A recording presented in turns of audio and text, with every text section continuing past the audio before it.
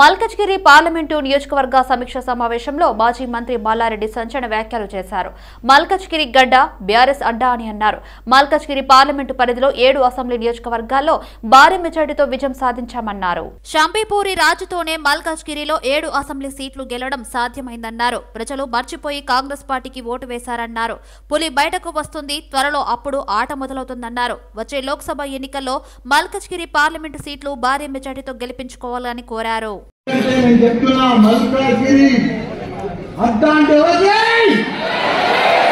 మనది మనది మనది మనది మన ఒక సైనికుల మాదిరిగా మనం ఇప్పుడు మల్కాజ్గిరి 7 ఎమ్మెల్యేలు గెలిచి తెలంగాణ రాష్ట్రంలోనే భారీ మెజార్టీ తోటి పెద్ద 3,50,000 తోటి రామోజీ ఫిలిం సిటీ ఈనాడు సంస్థల అధినేత రామోజీరావుకు బహిరంగ లేఖ రాశారు మాజీ ఎమ్మెల్యే గోనె ప్రకాష్ రావు. రామోజీ ఫిలిం సిటీ ఆధీనంలో ఉన్న ప్రజలకు చెందాల్సిన భూమి రహదారికి సంబంధించి లేఖ రాశారు గోనె ప్రకాష్ రావు. పేదల భూమిని ప్రజా రహదారిని తిరిగి ఇచ్చేయాలని రామోజీరావుకు డెడ్ లైన్ పెట్టారు. ఈ ఏడాది మార్చి 31 లోపల భూమిని రహదారిని తిరిగి ఇచ్చేయాలని రామోజీరావుకు సూచించారు. మాజీ సీఎం వైఎస్ఆర్ 606 మంది బలహీన వర్గాలకు 200 గజాల చొప్పున భూమిని కేటాయించారన్నారు. వాళ్ళ మీద నేను దాదాపు ఒక 13 లక్షల రూపాయలు నా ఓన్ మనీ ఖర్చు పెట్టాను. రామోజీ ఫిలిం సిటీ ముందే గేట్ ముందు ఆఫీసు పెట్టాను.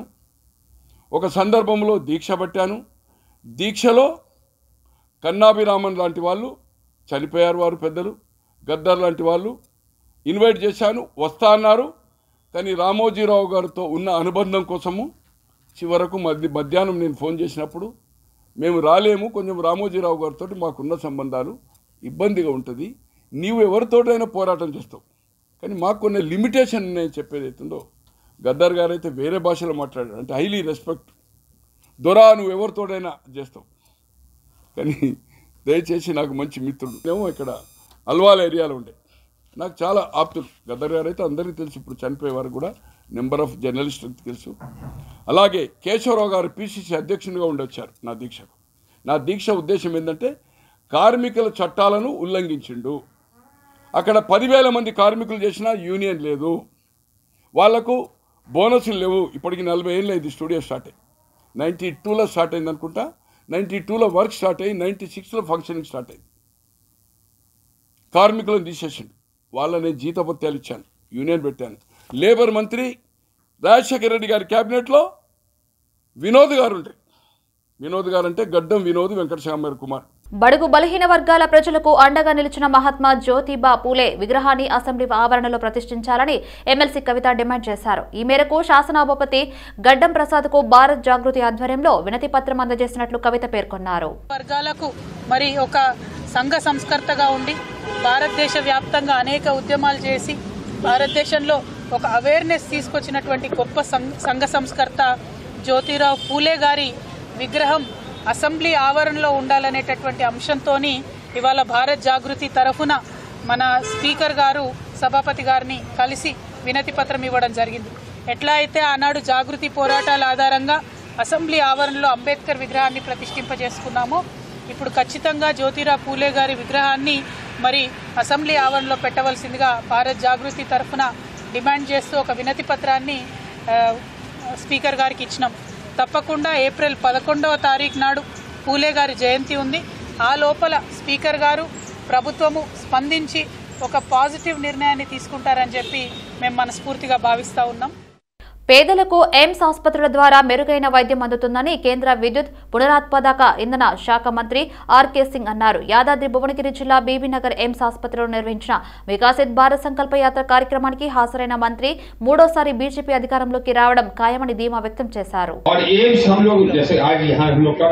हर राज्य में हम लोगों ने एम्स बनाया।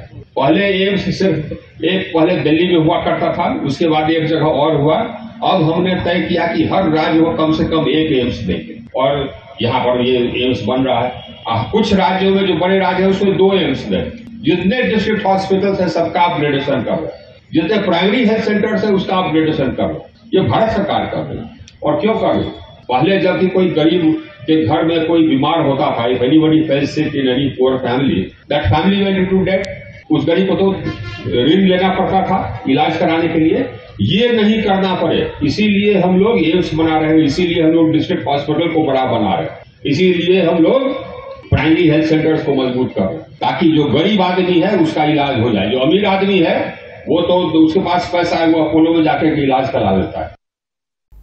శ్రీరాముడు లేకపోతే మన ఉనికి లేదని ఢిల్లీ పబ్లిక్ స్కూల్ చైర్మన్ మల్కా కుమరయ్య తెలిపారు. అయోధ్యలో బాలరాముడి ప్రాణప్రతిష్ఠ కార్యక్రమాన్ని పురస్కరించుకుని 4000 మందితో నాచారం మల్లాపూర్ ఎక్స్ రోడ్ నుంచి గట్కేసర్ వరకు మహా బైక్ ర్యాలీని నిర్వహించారు. బైక్ ర్యాలీలో Delhi public school CEO Malkayashvi staff పాల్గొన్నారు. ప్రతి హిందువు గర్వించదగ్గ రోజు అని అన్నారు. 500 సంవత్సరాల భక్తుల కరసేవకుల కృషి ఫలించిన రోజు అన్నారు. శోభయాత్రకు వచ్చిన భక్తులకు శ్రీరాముడి ఆశీస్సులు అందరిపై ఎల్లవేళలా ఉండాలని కోరుకుంటున్నామన్నారు.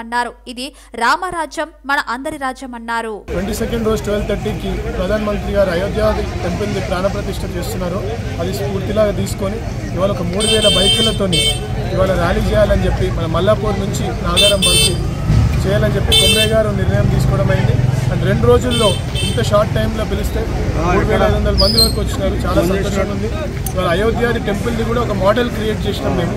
టెంపుల్ అక్కడ ఎట్లయితే వచ్చిందో ఆ డిజైన్ మీద అట్లనే చాలా మంది వేలల్లో తరలి వచ్చినారు. ఇవాళ ఒకటే స్ఫూర్తితో ఇదంతా జై శ్రీరామ్ అని చెప్పి మేము ముందుకు వెళ్తున్నాం. అంటే జై శ్రీరామ్ అంటే హిందుత్వం అని అట్లా కాదు. జై శ్రీరామ్ అంటే ఒక రామరాజ్యం కోసం. అయోధ్యలో టెంపుల్ ఇనాగ్రేట్ చేయడం జరుగుతుంది. దానికి మన ప్రైమ్ మినిస్టర్ గారు ఇనాగ్రేట్ చేస్తూ ఉన్నారు.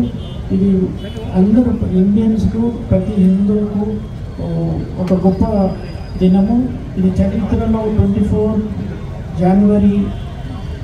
22nd January 24 ఇయర్ ఒక హిస్టరీలో ఈరోజు నిలిచిపోతుంది. మనం అన్ని అయోధ్యలో రామ మందిర ఆలయంలో రామ్లల్లా పట్టాభిషేకానికి ముహూర్తం సమీపిస్తుంది. జనవరి 22న మధ్యాహ్నం సరిగా 12:20 రాముడి పట్టాభిషేక కార్యక్రమం జరగనున్న నేపథ్యంలో కూకట్పల్లిలో భారీ బైక్ ర్యాలీని నిర్వహించారు. కూకట్పల్లి నియోజకవర్గంలో బీజేపీ నేత స్వచ్ఛ భారత్ అభియాన్ సంస్థ వ్యవస్థాపక అధ్యక్షుడు మాధవరం కాంతారావు, బీజేపీ రాష్ట్ర కార్యవర్గ సభ్యుడు వడ్డేపల్లి రాజేశ్వరరావు ఆధ్వర్యంలో భారీ బైక్ ర్యాలీ నిర్వహించారు. ఎన్నో ఏళ్లుగా వేచి చూస్తున్న తరుణం రానే వచ్చింది అని ఇప్పటికే అయోధ్య నుంచి వచ్చిన రాముల వారి అక్షింతలను ప్రతి ఒక్కరూ సమయానికి అనుగుణంగా ప్రాణప్రతిష్ఠ అనంతరం తమ కుటుంబ సభ్యులపై చల్లుకోవాలని నేతలు సూచించారు. కొంత దుర్మార్గులు ఆలయాలను పడగొట్టి మాస్కులు కట్టి హిందూ ధర్మాన్ని అనగదొక్కాలని ప్రయత్నం చేసిన వాళ్లకు ఇది సరైన బుద్ధి. మరి హిందూ ధర్మం అందరినీ సకల జనులు బాగుండాలి, సర్వే జన సుఖినో భవంతు అని ఏదైతే నానుడి ఉన్నదో దాని ప్రకారం ఈరోజు అందరినీ ఒప్పించి మరి రామ మందిర నిర్మాణం అత్యంత అద్భుతంగా నిర్మించడం జరిగింది. అంటే అది టోటల్ భారతీయలో ఉన్న హిందువులు అందరూ కూడా కలిసి, హిందువులే కాకుండా సర్వ మతాలు అందరూ కూడా మరి ఈరోజు దీనికి సహకరించారంటే మోడీ గారి యొక్క గొప్పతనం, మన సాధు సంతుల యొక్క గొప్పతనం, మన చరిత్ర. కాబట్టి రాముడు ఒక రామరాజ్యం స్థాపించాలైతే కలలు కన్నారో అది దగ్గరలోనే ఉన్నది. ఆ అదృష్టం మనకు వచ్చింది. మన ముత్తాతలకు 500 సంవత్సరాలు ఎవరికి కలగని అది అదృష్టం మనకు కలుగుతుందని చెప్పి మేము అందరం కూడా సంతోషిస్తున్నాం. ఈరోజు ఇంత పెద్ద ఎత్తున హిందూ బంధువులు అందరూ కూడా రోడ్డు మీదకి వచ్చి మరి దీపావళి పండుగ చేసుకుంటున్నారంటే నిజంగా హిందుత్వం యొక్క సంస్కృతి ఎంత గొప్పదో మనం అర్థం చేసుకోవచ్చు. కాబట్టి హిందూ బంధువులందరికీ కూడా మరొకసారి శుభాకాంక్షలు తెలియజేస్తున్నాను. భారత్ మాతాకి జై శ్రీరామ్. గొప్ప కార్యక్రమం జరుగుతుంది.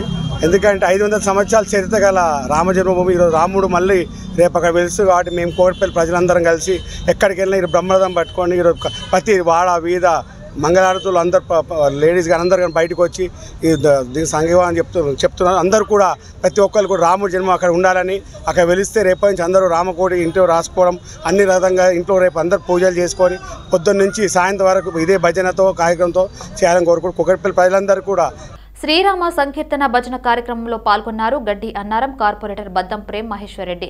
రేపు అయోధ్యలో దివ్య భవ్య రామ మందిరం ప్రాణ ప్రతిష్ఠ సందర్భంగా శరణగర్ భజన మండలి ఆధ్వర్యంలో శ్రీరామ సంకీర్తన కార్యక్రమం నిర్వహించారు. 500 సంవత్సరాల నుంచి నిరీక్షణ చేసిన హిందువుల కళ ఈ నెల 22న నెరవేరుతుందన్నారు కార్పొరేటర్ బద్దం ప్రేమ్ మహేశ్వర్ రెడ్డి. దివ్యమైన శ్రీరామ మందిరం కోసం ఎంతో మంది ప్రాణత్యాగాలు చేశారని గుర్తు చేశారు. కావున ఈ నెల 22న ప్రతి కాలనీ బస్తీలోని దేవాలయాలను అంగరంగ వైభవంగా ముస్తాబ్ చేసి ప్రత్యేక పూజలు చేయాలన్నారు. ఇప్పటికే ప్రతి ఇంటికి శ్రీరామ అక్షింతలు చేరాయని, పూజలు చేసి వాటిని తలపై చల్లుకోవాలని తెలిపారు. ప్రతి ఇంట్లో శ్రీరామ జ్యోతి వెలిగించి దీపావళి జరుపుకోవాలని కోరారు. రాముడు అక్కడ వెలవాలి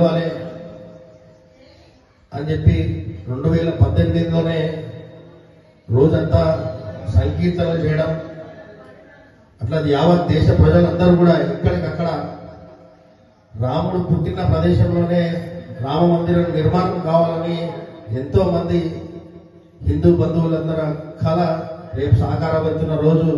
ఇలాంటి సంకీర్తనలు యావత్ దేశంలో గత కొన్ని సంవత్సరాలుగా జరుగుతున్నాయి. ఆ రాముడు తనంతట తానే అక్కడ రేపు ప్రాణప్రతిష్ఠ చేసుకోవడం చాలా సంతోషకరం. అది కూడా అభినవ వివేకానందుడు అంటా నేను. నరేంద్ర మోడీ గారి చేతుల మీదుగా ఈ యొక్క నాయకత్వంలో ఈ యొక్క కార్యక్రమం జరుపుకోవడం చాలా సంతోషకరం. యావత్ దేశ ప్రజలందరూ కూడా, మొత్తం యావత్ దేశమే కాదు, మొత్తం ప్రపంచం